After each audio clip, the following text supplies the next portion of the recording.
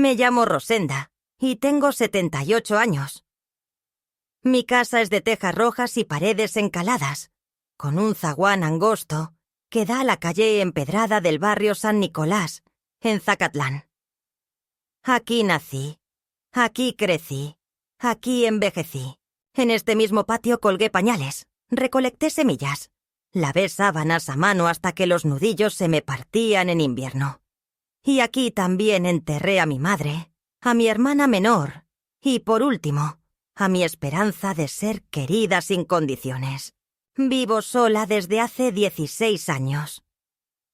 Al principio me costó aceptar ese silencio absoluto, que cae cuando no hay nadie a quien decirle «ya está la cena» o «no llegues tarde». Pero después ese silencio se convirtió en mi compañía más fiel.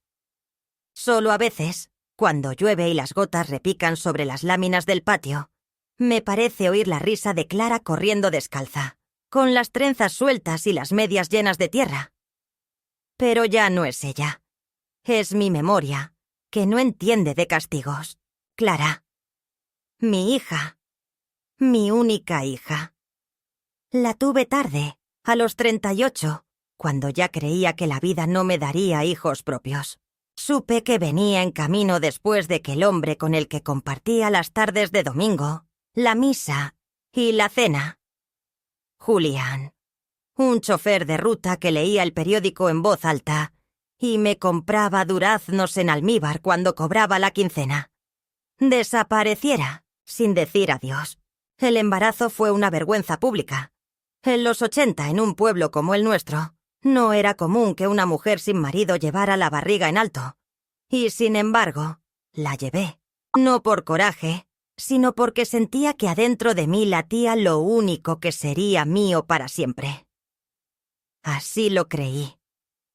Me equivoqué, pero en su momento me sostuvo. Fui maestra de primaria por 42 años. Enseñé a leer a más de 1000 niños. Algunos hoy son abogados, panaderos, policías, madres de familia. Me saludan por la calle con cariño sincero, aunque a veces no recuerdo sus nombres. En la escuela me decían la señorita Rosenda, porque nunca quise que me llamaran señora. Señora es mi madre, y ya está enterrada, decía en broma, aunque por dentro dolía. Me gané cada peso trabajando con tiza, cuadernos y tizas mojadas. Nunca pedí favores, nunca acepté regalos. Con lo que ahorré, compré esta casa, y en esta casa crié a Clara como si fuera mi obra más preciada. Le di leche con vainilla cada mañana, zapatos nuevos cada regreso a clases y un abrazo al terminar cada año. Jamás falté a una reunión escolar. Vendí mis aretes de plata para pagarle un retiro de liderazgo en la prepa. Me endeudé para comprarle su vestido de 15. Y cuando decidió estudiar diseño de modas en Puebla, vendí las últimas tierras de mi padre para que pudiera vivir en una pensión decente. Clara era todo lo que tenía, todo lo que me inventé para seguir respirando cuando las fuerzas me flaqueaban. Nunca me gustaron los adornos, ni las fiestas, ni los chismes del mercado. Mi única distracción era escucharla contarme de sus exámenes, de sus amigas, de sus sueños. Cuando me hablaba de viajar a Europa, de poner su propia marca, de casarse con un hombre exitoso, yo asentía con orgullo, aunque sabía que ese futuro tal vez la alejaría de mí. Pero uno cría hijos para que vuelen, ¿no? Eso dicen. Solo que nadie te advierte que algunos vuelan tan alto que dejan de verte desde el cielo. Hace años que Clara no me dice mamá con cariño. Me llama Rosenda cuando estamos en público, y cuando le pregunto por qué, dice que es por costumbre. Que en la ciudad la gente es más moderna. Que allá los apellidos pesan más que los lazos. Que sus amigas creen que soy su tía o su niñera. Al principio me dolía. Después me fui acostumbrando. Como una llaga que ya no arde, pero sigue abierta. Sus visitas se fueron espaciando. Primero eran los sábados, luego cada 15 días, luego una vez al mes, hasta que dejaron de tener fecha. Me mandaba audios, selfies, mensajes de voz con emojis que no entendía. Un día me trajo una televisión nueva, de esas planas, y me enseñó a usar un control remoto con 20 botones que olvidé al tercer día. «Para que te entretengas, mamá», dijo sin mirar a los ojos. Nunca me preguntó si me sentía sola. Supongo que asumió que no. Los viejos, para los jóvenes, no sienten. Solo esperan. Hace unos meses me llamó para decirme que se casaría. Su tono era seco, pero cumplía con avisarme. «Te voy a mandar la invitación digital. ¿Sí sabes abrir el correo?». Me lo dijo como si yo fuera una analfabeta. Yo, que enseñé a leer a su generación entera. Me explicó que sería una boda elegante, con temática floral, y que todo estaría coordinado por una empresa de eventos. «No te preocupes por el vestido, mamá. Si quieres, te consigo algo discreto». Algo discreto. Como si fuera una vergüenza. Como si tuviera que esconderme. Agradecí, sin mucho entusiasmo. No me pidió opinión, no me incluyó en los preparativos, no me llevó a ver el salón, ni a probar pasteles, ni a conocer a la familia del novio. Todo lo supe por fotos que subía a sus redes, donde nunca me etiquetaba. A veces pensaba que solo me recordaba cuando necesitaba dinero o una bendición. Y aún así, planché mi vestido azul, el que usé en la jubilación de la escuela. El único que me hace sentir decente. Abrí la vitrina y saqué el collar de mi madre. Una cadena sencilla con un dije de ópalo que ella decía que traía suerte. Lo limpié con cuidado, pensando que quizás, solo quizás, ese día mi hija me sonreiría como cuando tenía 5 años. Y yo le contaba historias con sombras en la pared. Me fui en taxi hasta el hotel donde sería el ensayo, llevando en la bolsa un sobre con dinero que había juntado para darle como regalo. No era mucho, pero era de mi alma. El salón era enorme, con cortinas doradas, música suave y muchas flores. Clara apenas me miró al entrar. Estaba ocupada hablando con una señora de voz fuerte, que después supe que era la madre del novio. Me acerqué con timidez, y Clara solo dijo: «Ah, ¿llegaste? Bien. Quédate por allá, por favor. No molestes». No molestes. Como si fuera una intrusa.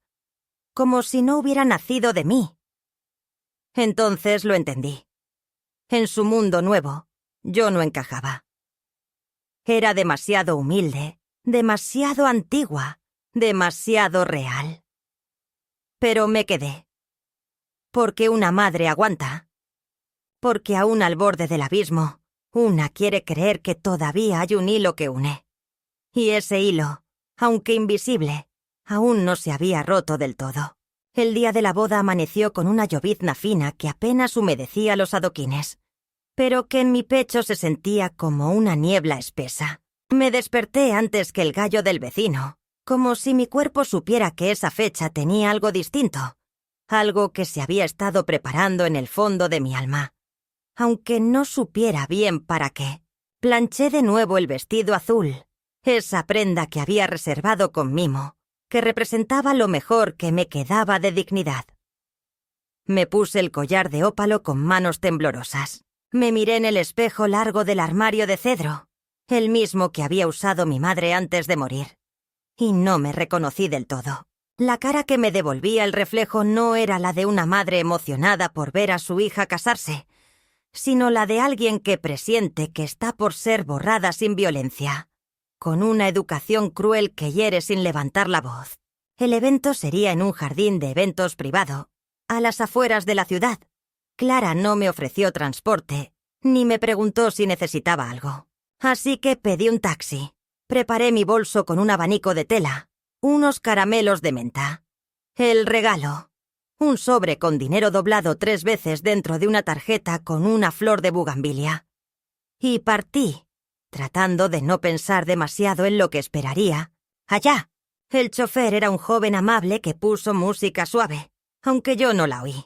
Mi mente repasaba, como en un álbum antiguo, todos los recuerdos con Clara.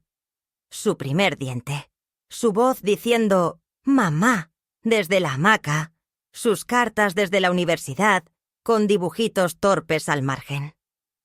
Pensaba en todo eso, como quien repasa una oración antes de un funeral. Al llegar, el portón de hierro negro se abrió con lentitud, revelando un espacio que parecía sacado de una revista. Pérgolas adornadas con enredaderas, caminos empedrados flanqueados por antorchas de gas, fuentes artificiales con luces de colores. Y, al fondo, una carpa blanca inmensa, con cortinas que bailaban con la brisa. Bajé del taxi con cuidado, sosteniendo mi bolso como quien carga una promesa. Me acerqué a una joven con una tableta en la entrada. «Buenos días, vengo a la boda de Clara Domínguez», dije. Y la muchacha me respondió con una sonrisa ensayada, de esas que no llegan a los ojos. Me pidió el nombre. «Rosenda Campos. Soy su madre». La joven deslizó el dedo por la pantalla, frunció el ceño apenas un segundo, y luego dijo: «Ah, sí, claro. Usted está en la mesa 19». Miré hacia la carpa, donde las mesas numeradas estaban elegantemente dispuestas con centros de mesa altos, vajilla de porcelana y copas de cristal. Pero la mesa 19 no estaba ahí. «¿Dónde queda la 19?», pregunté. Y la muchacha, bajando la voz, señaló una zona lateral, cerca del muro perimetral, donde había una mesa redonda solitaria, sin mantel, con sillas plegables y un toldo bajo que apenas protegía del viento. No había adornos, ni flores, ni número visible. «Es una ubicación tranquila, con sombra», añadió ella, como si eso fuera consuelo. Me tomó unos segundos comprender lo que estaba viendo. Esa no era una mesa para un invitado de honor. Esa no era una mesa pensada para una madre. Era un rincón discreto, apartado, deliberadamente marginal. Como si quisieran ocultarme, pero sin tener el valor de excluirme del todo. Avancé hacia allí con los pasos pesados. Cada invitado que pasaba junto a mí parecía evitar mi mirada. Algunas mujeres, jóvenes bien vestidas, con sus perfumes caros y sus sonrisas de catálogo, me miraban de reojo, preguntándose quizás quién era esa señora de rostro austero y vestido modesto.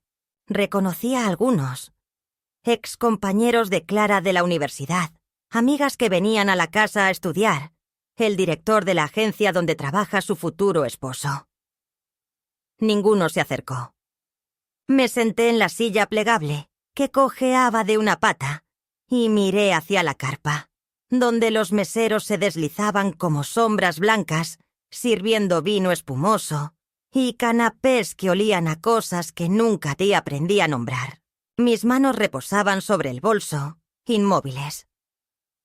Sentí el calor del sol golpeando sin piedad, a pesar de la sombra, como si la tierra misma supiera que algo se estaba fracturando en silencio.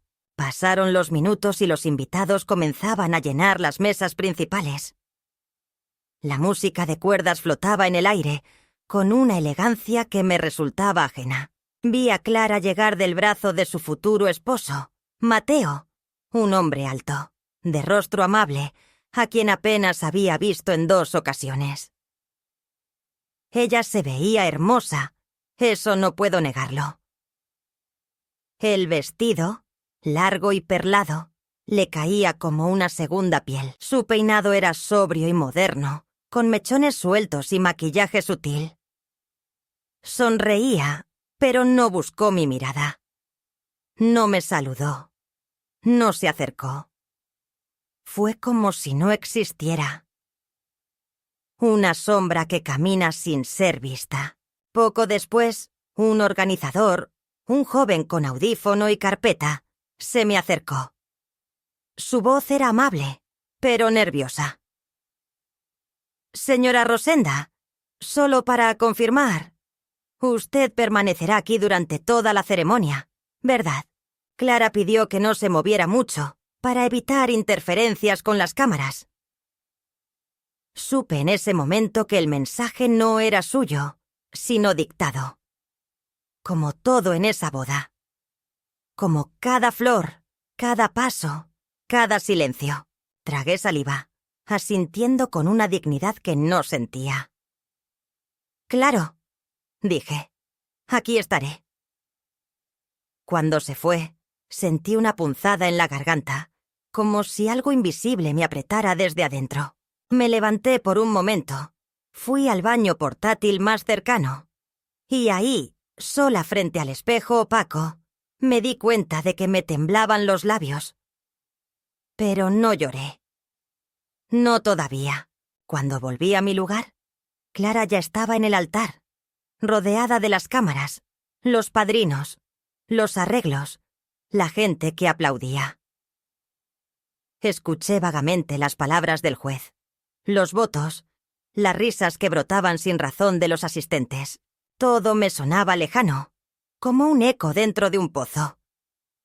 Y entonces, al final de la ceremonia, cuando todos se acercaban a felicitar a los novios, me puse de pie, con la esperanza, mínima, absurda, casi infantil, de que ella viniera a abrazarme, pero no lo hizo. Fue Mateo quien se acercó. Con los ojos brillantes, tomó mis manos entre las suyas y dijo, sin que nadie lo oyera: «Gracias por traerla hasta aquí. De verdad. Es un honor tenerla como familia. ¿Me permite llamarla abuela?» Mi boca se abrió, pero ninguna palabra salió. Solo asentí. En ese instante, Clara se acercó por detrás. Su rostro estaba tenso, sus labios rígidos.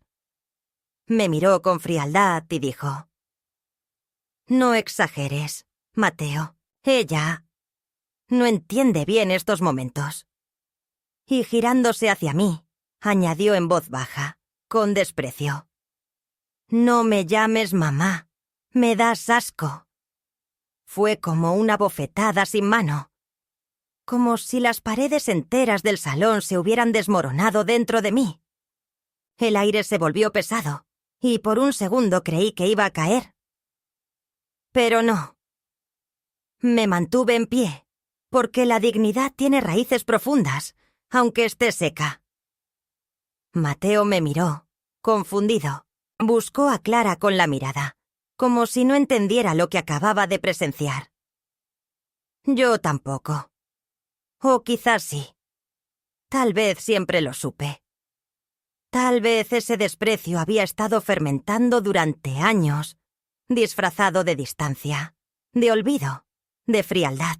Pero escucharlo con esa claridad, con esa voz llena de vergüenza ajena, me perforó. No por lo que dijo, sino por cómo lo dijo. Como si me hubiera arrancado de sí misma para siempre. Volví a sentarme, sin fuerza. Y por primera vez, no sentí rabia. Sentí lástima. No por mí, por ella. Por todo lo que perdió al negarme como madre.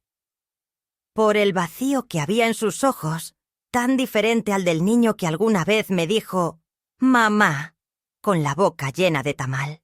No recuerdo cómo pasaron las horas después de aquel momento. Sé que me senté nuevamente en aquella silla coja, junto a la mesa sin mantel, mientras los invitados comenzaban a fluir hacia la zona del banquete, como un río elegante que deliberadamente evitaba mi orilla. El sonido de las copas al chocar, las risas altas de los amigos jóvenes de Clara, los pasos apresurados de los meseros llevando platos que olían a especias extranjeras. Todo parecía suceder en otro plano de existencia. Yo estaba ahí, pero no pertenecía. Como un maniquí dejado fuera del escaparate, presente solo por descuido. Desde mi rincón, Observé cómo mi hija se tomaba fotos con sus padrinos, con los suegros, con amigas que hablaban con acento de ciudad. Escuché cómo la madre del novio, una mujer de voz grave y mirada filosa, comentaba con tono burlón que la ambientación del lugar estaba tan sobria que hasta las sillas parecían tener apellido. No supe si era un chiste o una indirecta, pero su risa provocó la de otros, y entre carcajadas vi cómo Clara le tomaba la mano para agradecerle la organización perfecta. Yo, que había enviado dinero para los manteles, para el pastel de fondant, para el anticipo del fotógrafo que ahora tomaba retratos sin buscarme, sabía en el fondo que mis aportaciones no solo no serían mencionadas, sino deliberadamente borradas.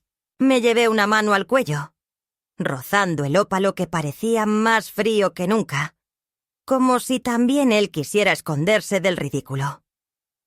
Pensé en irme. Me lo planteé con toda la seriedad que puede tener una mujer que ha vivido casi 80 años. Pensé en levantarme, cruzar el camino de piedra, llamar al mismo taxi que me trajo y regresar a casa, a mi silla mecedora, a mis fotos enmarcadas, a mis macetas. Pero algo me retuvo. Tal vez fue la necesidad de mirar de frente la realidad, de no huir una vez más del desprecio silencioso que mi hija había ido construyendo año tras año, como una muralla de hielo entre ella y su origen. Tal vez necesitaba sentir esa humillación completa, sin atajos, para que ya no quedara en mí ni una gota de ilusión.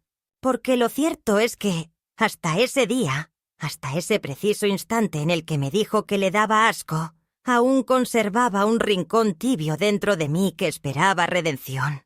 Un rincón que repetía, como una vieja oración, que todo era un malentendido, que Clara estaba estresada, que en el fondo me amaba aunque no supiera demostrarlo. Ese rincón se apagó con sus palabras. Murió en silencio, sin testigos, como mueren las esperanzas viejas, no con drama, sino con resignación.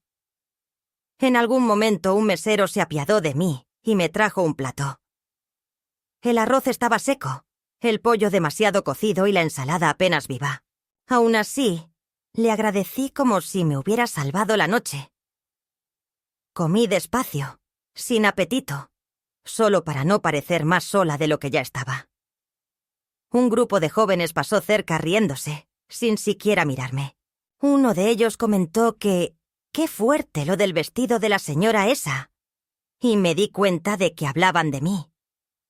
Sentí que el vestido azul que me cubría como una armadura se convertía de pronto en una tela ridícula. Bajé la mirada. Fingí revisar mi teléfono, aunque no tenía mensajes. Carol me había escrito más temprano, preguntando si todo marchaba bien. No tuve valor de responderle. ¿Qué podía decirle? ¿Cómo se escribe en palabras simples que una hija te ha exiliado viva de su vida? Después del banquete comenzaron los discursos. El padre del novio habló de los valores de la familia, de la importancia de honrar a los padres. Las palabras me perforaban como cuchillos. Luego tomó el micrófono la suegra de Clara, esa mujer de mirada evaluadora, y dijo con una voz melosa que se sentía orgullosa de tener una nuera tan refinada, tan bien educada, con un gusto tan impecable. Nadie mencionó a la madre de la novia. Ni una palabra. Como si yo nunca hubiera existido. Como si Clara hubiera nacido de la tierra. Como las flores decorativas que los meseros ahora recogían al borde de la pista de baile. No sé en qué momento comencé a llorar. Las lágrimas no eran dramáticas, no eran convulsas.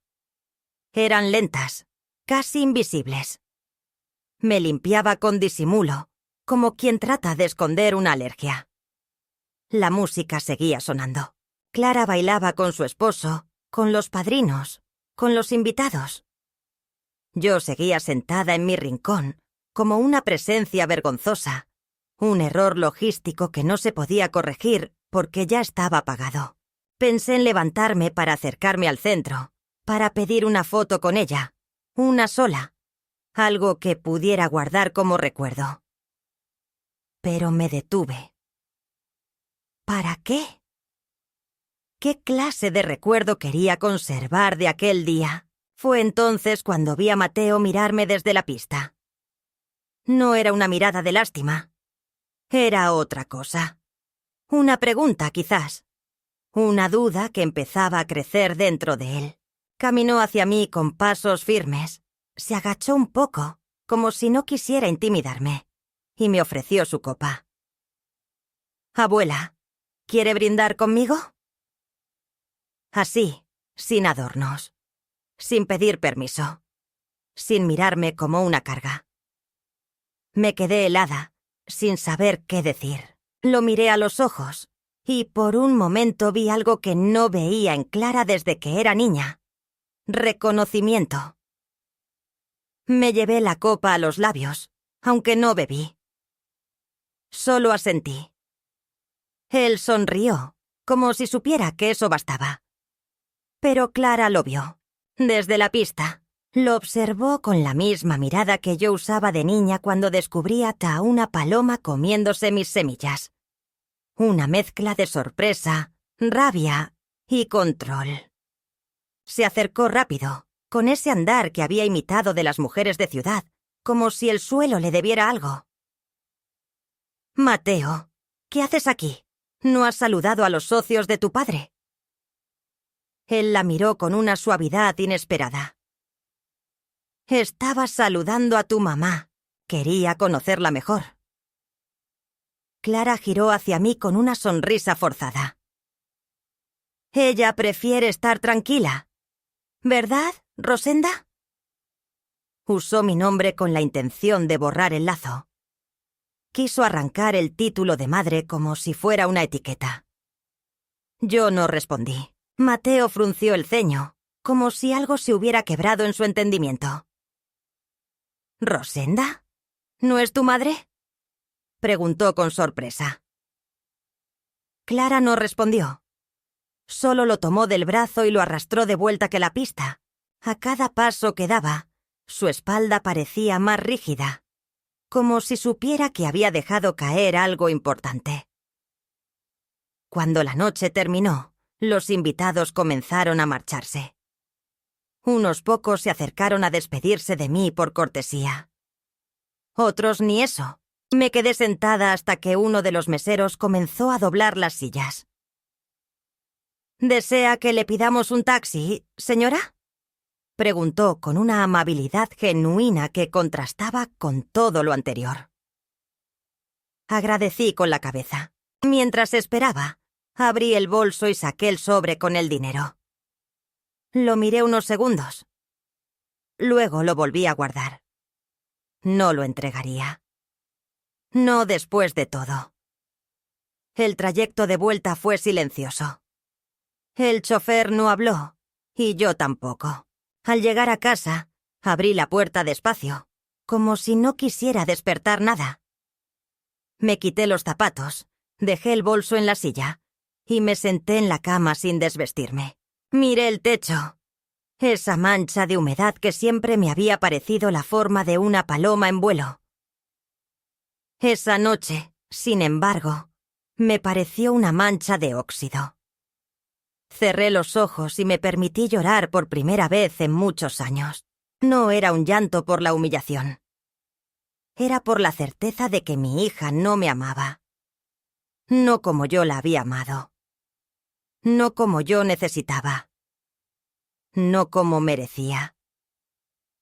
Y en ese desgarro silencioso, supe que algo en mí también estaba cambiando. Que ya no podía seguir viviendo para alguien que me negaba, que me borraba, que me llamaba por mi nombre como si madre fuera un insulto. No sabía qué haría aún. Pero por primera vez en mi vida, sentí que el amor debía tener límites, incluso el de una madre. Desperté al amanecer sin saber en qué hora me hallaba. Las cortinas seguían echadas, filtrando una luz tenue que hacía que la habitación luciera como si fuera un recuerdo a medio revelar. El aire olía a humedad y a olvido. porque había dormido con una sola manta y no tuve fuerzas para guardarla. Me pasé la mano por el rostro y sentí la piel áspera de tanto llorar, con los surcos marcados que ya mi vida había labrado sin piedad. Cuando me paré, me dolían los huesos, pero no tenía excusa para quedarme en la cama. El silencio de la casa era tan intenso que me pareció escuchar gotas de agua filtrarse por la tubería rota del baño.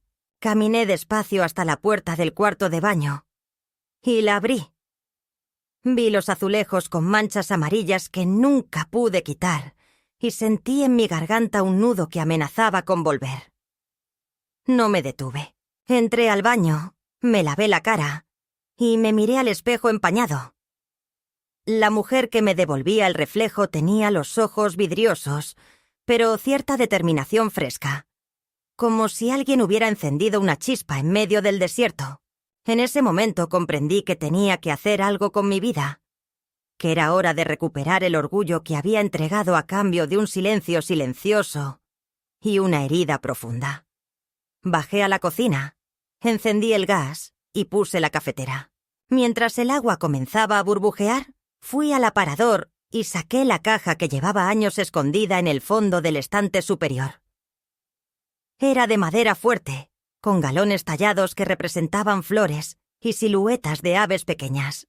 Dentro había cartas, actas, recortes amarillentos de periódico, fotografías de una mujer joven con mi rostro sin arrugas.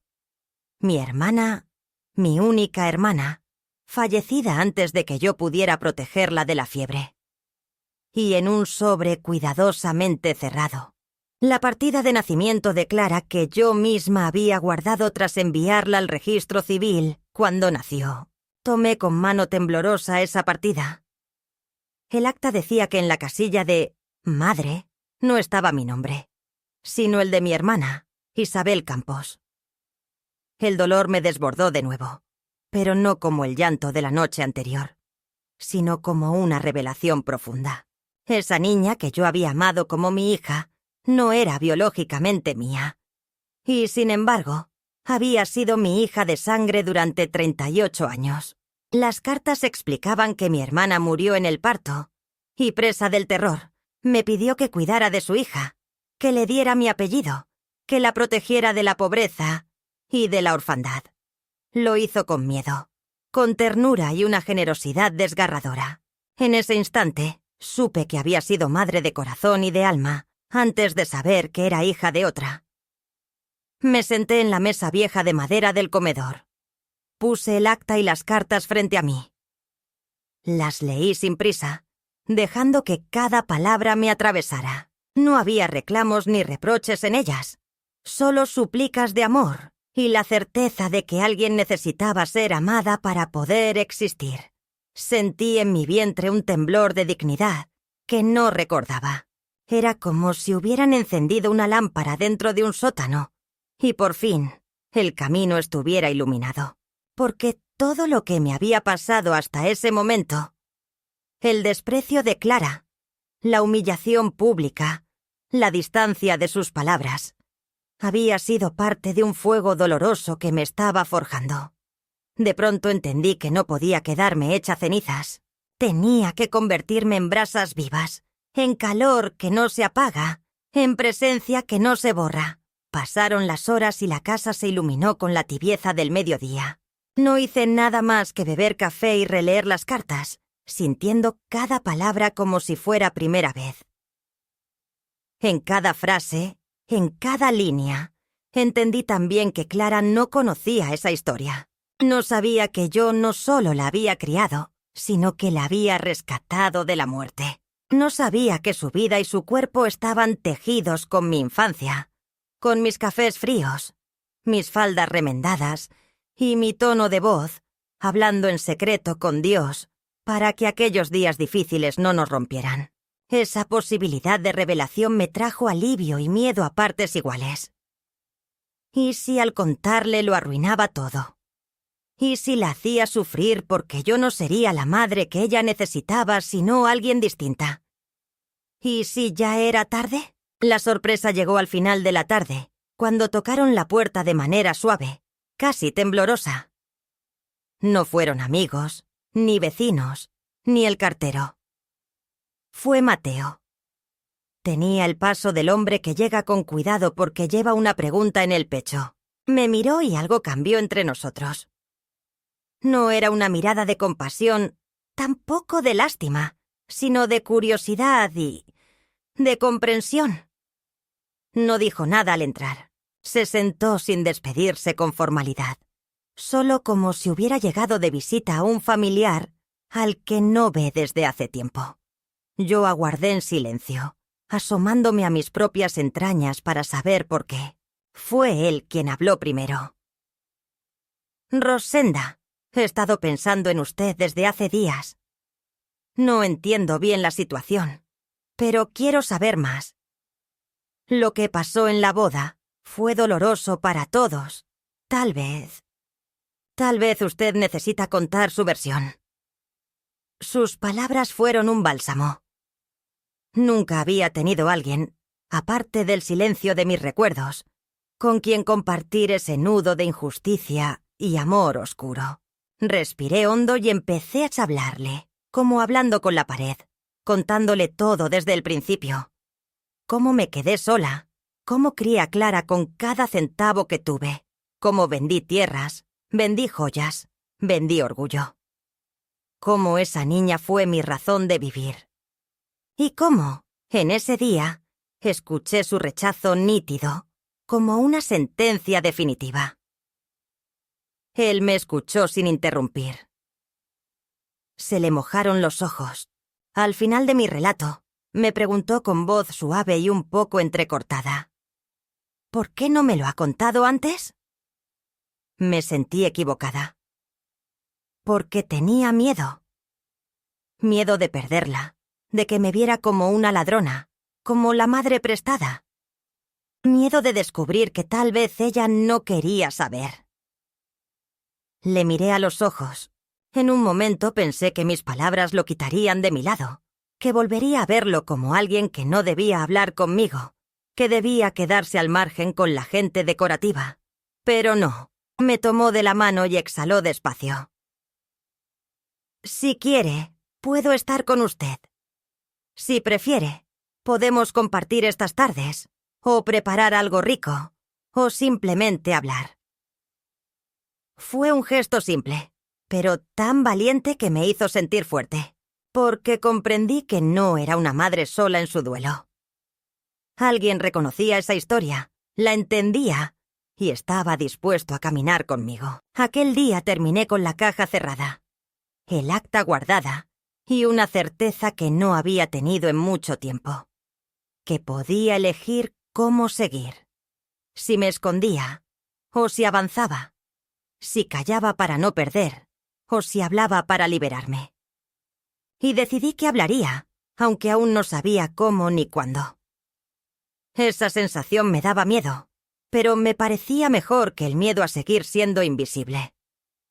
La noche cayó y la casa se vació. Cenamos frijoles con chile, como se come en casa desde siempre, sin adornos, sin pompas. Alargué la mesa y él me acompañó. Hablamos de su infancia, de su madre que murió joven, de la casa en que creció y de la abuela que lo crió. Su voz tenía eco en el silencio de la mía. Fue la primera vez en mucho tiempo en que un hombre, aparte de mi difunto padre, me hablaba con cercanía, con respeto. Sentí que mi corazón reaccionaba a esa compañía nueva. Él no tomó partido entre Clara y yo. No prometió nada imposible. Solo dijo: estoy dispuesto a acompañarla. Usted me aceptó sin condiciones y me hizo sentir cerca de la mujer que más ama a Clara. Eso no se olvida. Yo asentí y sentí que algo se iluminaba en mi interior. No por la promesa de futuro, sino por el regalo del presente. Por la posibilidad de una vida que pudiera ser digna de amar, sin temor a ser expulsada. Cerré los ojos aquella noche y pedí otra vez una oración, pero no para que el dolor terminara, para que me diera fuerzas, para que me enseñara cómo caminar sin miedo. y el silencio me respondió, denso y cálido, aún después de medianoche. Así, en ese punto del camino, supe que podía elegir 2 cosas: rendirme o levantarme. Y que aunque aún no supiera cuál sería la próxima parada, ya no volvería a ocultar mis raíces, mis dolores, mi historia. Porque a veces el punto medio no es una encrucijada, sino el primer paso de una marcha hacia uno mismo. Las semanas siguientes transcurrieron con una tensión que oscilaba entre la esperanza y la incertidumbre, como un péndulo que nunca sabe dónde se detendrá. Cada mañana, cuando abría las cortinas, buscaba en la luz del sol un símbolo de renacimiento. Pero más de una vez encontré solo el reflejo de mi fatiga, de los años que pesan en cada pliegue de la piel. Sin embargo, había algo nuevo que se instalaba en mi corazón. La conciencia de que yo merecía respeto, que mi historia no podía seguir siendo silenciada, y que aunque el dolor de Clara hubiera sido un golpe profundo, no podía permitirme ser víctima. Indefinidamente, esa determinación, tenue al principio, se fue haciendo más firme con cada día que pasaba. Una mañana de jueves, al amanecer, recibí un mensaje de voz de Clara que me heló la sangre. Su tono era certero y distante, como si cada palabra saliera de una garganta ajena a mi recuerdo. «Mamá, tengo que hablar contigo», dijo. «No esperes que vaya yo a tu casa. Tienes que ir a la cafetería Paseo Real a las 10. Sé puntual». Colgó el mensaje en mi cabeza antes incluso de recibirlo. Me quedé temblando frente al teléfono, sin saber si era una oportunidad o una trampa, porque después del rechazo en la boda, yo ya no sabía si ella me veía como madre, como objeto de pena o como un muro que debía evitar. Lo que sí entendía con claridad era que, si quería recuperar algo, ese llamado era un pasaje obligado. Llegué a la cafetería a la hora indicada. El lugar era elegante, con vitrinas de repostería que relucían como joyas y mesas de granito dispuestas con orden, cada una con una rosa blanca y un pequeño portavaso. Me senté primero, de espaldas a la ventana, evitando el olor a capuchino que me recordaba a los cafés que tomaba con amigas en tiempos más fáciles. Esperé. Y esperé. 10, 20, 30 minutos. Me levanté para buscarla, por si había un malentendido. Pero en las mesas no vi a Clara. Vi su sombra largo rato en el reflejo del vidrio. Finalmente apareció, caminando con paso firme, sin titubeos, aunque sus manos estaban cubiertas por el celeste del vestido veraniego que llevaba, ese que un día compré para que se sintiera guapa en la graduación. Se sentó frente a mí sin saludarme, como si fuera con una extranjería forzada. Me encontré con Clara en una pequeña sala de su nuevo apartamento, lejos de la casa en que crecimos, lejos de las calles empedradas que fueron testigo de mis pasos jóvenes y mis decisiones torpes. El lugar era moderno, frío en su minimalismo, con paredes blancas y muebles de líneas rectas, sin cuadros, sin recuerdos, sin alma. Al entrar, no me presentó a nadie. No dijo bienvenida. No ofreció un gesto que aliviara la tensión que flotaba en el aire. Ella permanecía de pie, un gesto inusual en los encuentros con su madre, como si el control que ejercía sobre cada espacio también incluyera lo que yo podía hacer o decir en él. Las primeras palabras surgieron después de un silencio largo y bajo la luz fría de una lámpara colgante. «Mamá», dijo al fin, pero su voz no sonó maternal. Sonó distante, rígida. No me llamaba Rosenda ni me rocía con un beso en la mejilla, solo pronunciaba la palabra por costumbre. «Necesito poner límites», continuó, y sentí que cada sílaba era un golpe. «Esta conversación solo será una. Quiero explicarte por qué ocurrieron las cosas en la boda, y por qué ahora quiero que desaparezcas de mi vida». Mi corazón sintió un estocazo. De pronto, Todo lo vivido, todo lo soñado, todo lo invertido en ella estaba colgando de esa frase. ¿Desaparecer? Repregunté con voz quebrada, incapaz de ocultar el temblor. Porque hasta ese momento había conservado una chispa de esperanza. Una palabra mal dicha, una herida mal cerrada, pero con espacio para sanar. Ahora no había espacio. Solo un golpe final. Clara exhaló, rápida, como si hubiera estado conteniendo una larga respiración. Sí, necesito que no vengas. Nada de mensajes, llamadas, visitas, regalos. Nada. Esta boda, esta nueva etapa, es mi vida sin ti. El rechazo fue un ritual. Y ya pasó. Pero no quiero que vuelvas. No quiero más testigos. No la quiero a mi madre ausente. Te quiero lejos. El silencioso golpe retumbó dentro de mí. Busqué las palabras, pero no llegaron. Me quedé paralizada, con las manos vacías. Una energía profunda aferrándose a mi garganta. El eco de sus palabras calentó la habitación sin fuego. Era una hoguera de condena que me arrasaba por dentro. Entonces, algo rompió mi interior. Dejé caer la rigidez que había mantenido durante años. Apareció una voz que no era compasiva ni gentil. Apareció una voz que tenía la textura áspera de los años, pero también el filo justo de la verdad. ¿Y qué logras con eso, hija? Pregunté, sin odio, sin rabia. ¿Crees que si me borro te quitas algo? Te equivocas. Estás borrando parte de ti. Estás cavando un vacío que ni el tiempo llenará. Ella me miró con esa mirada tan similar a la mía de joven, la que tenía cuando sentía que el mundo solamente giraba sobre mis decisiones. Estoy cansada de soportar tu presencia, tus silencios, tus errores, tu historia impuesta. No quiero tu relato. Solo quiero espacio. Respiré hondo. Cualquier intento de calmarla era inútil. Recordé la caja con documentos, la historia secreta, todo lo que había descubierto y que ella ignoraba. Lo que había creído un puente, ahora parecía un arma. Me preparé para dar el paso definitivo.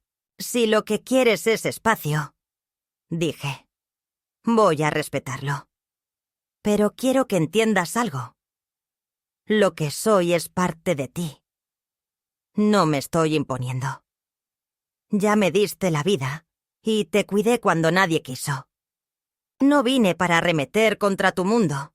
Vine para estar, para amar, para enorgullecerme de ti. Y si no puedes encontrar amor dentro de eso, no es mi culpa. Es tu pérdida.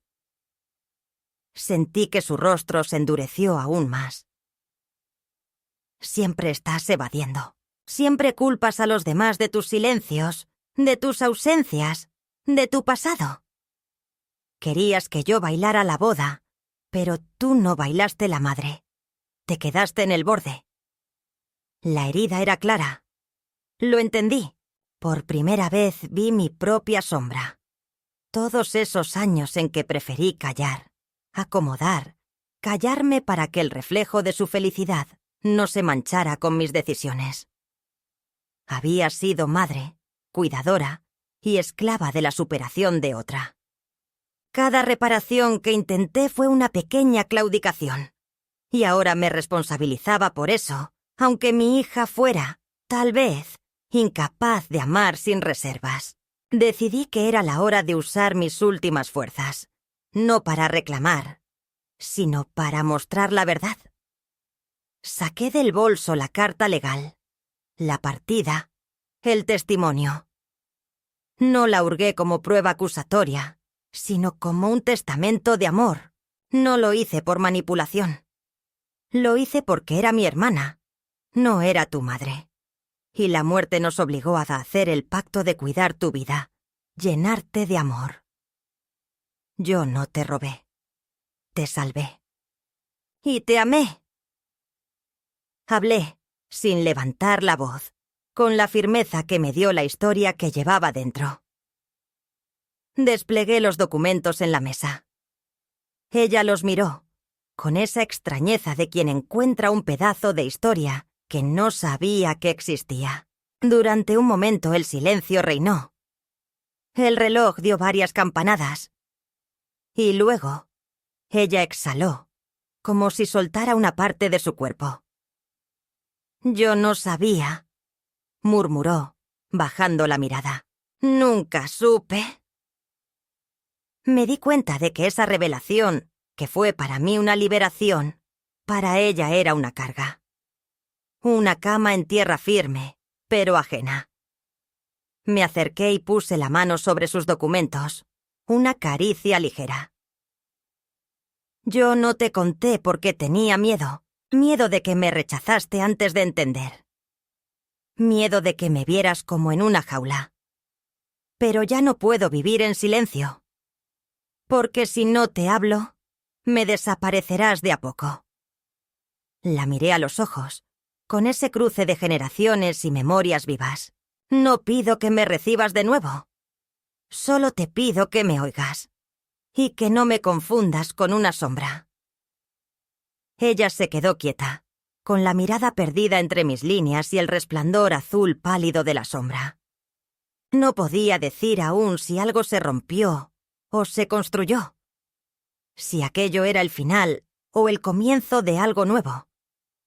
Pero en ese instante, el aire pareció tornarse más ligero, como si el peso de los secretos hubiera dejado la habitación. O al menos, ese era mi deseo al ver cómo sus hombros temblaron, y no por furia, sino por un temblor que parecía una semilla. No hubo reconciliación, no hubo abrazo, no hubo perdón total. Pero hubo un hecho irrebatible. Ella escuchó, y yo hablé. En esa grieta abierta, dentro del clímax, puse mi vida delante de su incredulidad, y con eso liberé un espacio para que su rencor tuviera que encontrarse con mi verdad. Sea lo que fuera lo que viniera después, ya no sería un fantasma para ella. Ya no sería la sombra que escuchó «¿Te das asco?». Sería la mujer que guardó secretos para salvar, la madre que envió su existencia antes de enviar su orgullo. Y eso, en este cruce de silencios, me parecía una victoria a medias, suficiente para seguir andando. Pasaron 2 semanas desde aquella conversación en su apartamento, y en ese tiempo no recibí ninguna llamada, ningún mensaje, ningún gesto. Cada día amanecía con una interrogación sin respuesta. Y cada noche se dormía conmigo una pequeña chispa de esperanza que se resistía a apagarse por completo. No esperaba milagros ni transformaciones súbitas. A estas alturas de mi vida, ya sabía que los corazones no cambian de un día para otro, y que cuando se endurecen, no es el viento lo que los ablanda, sino el tiempo, el arrepentimiento o la pérdida. Y aún así, algo en mí se había soltado. Ya no era esa madre temerosa, conteniendo la respiración por si su presencia incomodaba. No era la mujer que esperaba ser llamada, aceptada, nombrada. Era Rosenda, con su historia, con su dolor y con la verdad ya dicha. Y eso me bastaba para vivir con menos peso en el pecho. Una tarde de domingo, me senté en el porche con una taza de café con canela, mientras los vecinos hablaban de trivialidades al fondo de la calle. El sol caía sin prisa sobre los tejados, y por primera vez en años, sentí que el silencio de mi casa no era castigo, sino refugio. Tenía el álbum viejo sobre las piernas, aquel que armé cuando Clara cumplió 10 años, con sus dibujos, sus recortes, sus notas de primaria donde me decía que yo era la mejor mamá del mundo. Lo abrí sin urgencia, pasando página por página con una ternura sin nostalgia, como quien visita una casa antigua sin intención de quedarse. Y entonces sonó el timbre. No me apresuré. Me levanté con la lentitud habitual de quien conoce sus huesos, Caminé hasta la puerta y la abrí. Allí, parado en el zaguán, estaba Mateo. Traía una bolsa de papel en una mano y una expresión serena, pero distinta, como si hubiera viajado lejos en pocos días. ¿Puedo pasar?, preguntó. Asentí sin palabras. Entró, dejó la bolsa en la mesa y me tendió una pequeña caja con moño. «¿Es de parte de Clara?», dijo. Lo miré sin entender, pero no pregunté. Abrí la caja. Dentro había un pañuelo de lino bordado con mis iniciales y una nota escrita de puño y letra, con tinta azul y letra temblorosa. Decía: «No sé aún cómo mirarte sin dolor, pero empiezo a entenderte. Gracias por quedarte cuando nadie más lo habría hecho. Clara». No lloré. No me estremecí. Solo cerré los ojos y respiré. Porque sabía que ese gesto no era un regreso, ni una reparación completa. Era una grieta, una posibilidad. Era un hilo delgado lanzado desde la otra orilla, y para una madre que había sido desterrada del alma de su hija, un hilo era suficiente para sostener el cuerpo entero. Mateo se quedó a cenar esa noche. Hicimos tortillas con queso y habichuelas. Hablamos de libros, de su trabajo, de lo que significaba ser esposo de alguien que aún sanaba sus propias heridas. Me habló de sus dudas, de lo que había sentido al conocer mi historia, de cómo algunas cosas de Clara empezaban a tener sentido ahora que conocía su raíz.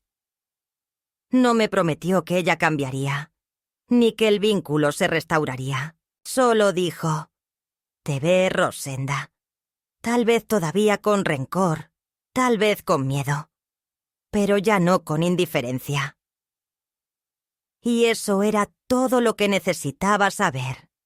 Porque en esta edad, uno ya no vive de ilusiones, sino de instantes reales. No me reconcilió un abrazo, ni una fiesta, ni una foto sonriente. Me reconcilió una nota breve, y el hecho de que su esposo quisiera seguir llamándome abuela, aunque su esposa aún dudara en llamarme mamá. Me reconcilió el saber que, aunque me había dolido hasta los huesos, yo había elegido hablar, no quedarme enterrada en el silencio, y que gracias a eso, al menos una parte de ella había empezado a recordar lo que fui. Su raíz, su historia, su primera casa. Esa noche me acosté sin temor. No porque todo estuviera bien, sino porque yo estaba en paz. La clase de paz que no depende de los demás, sino de una misma. La que se consigue cuando se ha dicho lo que debía decirse, y se ha amado sin borrar el propio nombre. La que queda cuando todo se ha perdido, menos la dignidad, porque hay palabras que duelen más que cuchillos, pero también hay palabras que cicatrizan. Y aunque tarden en llegar, valen la espera. Ahora, cuando Clara cruza por mi mente, ya no lo hace como un vacío. Lo hace como una mujer que aún camina buscando su lugar, como tantas de nosotras. Y si algún día regresa, no tendrá que pedir permiso. Solo tocar la puerta y decirme, como lo hacía de niña: «Mamá, ya llegué». Porque yo, a diferencia de ella, nunca la dejé de llamar hija. Ni siquiera en silencio.